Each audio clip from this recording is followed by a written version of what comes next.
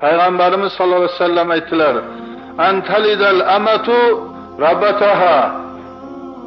Ya'ni birinchi qiyomatning kichik alomatlaridan bittasi shuki, ya'ni ona, ya'ni cho'ri o'zini xo'jayinini tug'adi. Ya'ni ona o'ziga ish buyuradiganni tug'adi.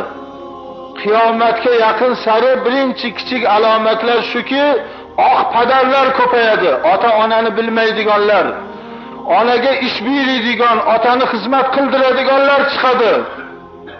Bilasizmi, ona qanday zot?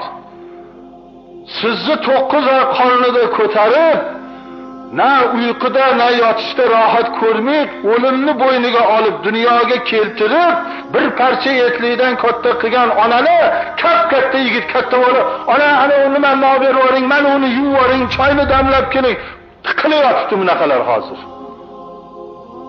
Otanichi, ota kim? Padar. Dunyoga kelishiga sabab bo'lgan zot. 3 ta qarzni ado qilaman deb, nafaqai ahli ayol deb boqaman, yediraman, kiydiraman, tarbiyat berayman deb qarigan bir otani, ana molni boqib keling, ana bolamni yoqqa borib keling, bunday qilib keling, ota ham dastyor bu. Mana bu sog'liq, bu yaxshilik emas. Bu qiyomatning kichik alomatlari.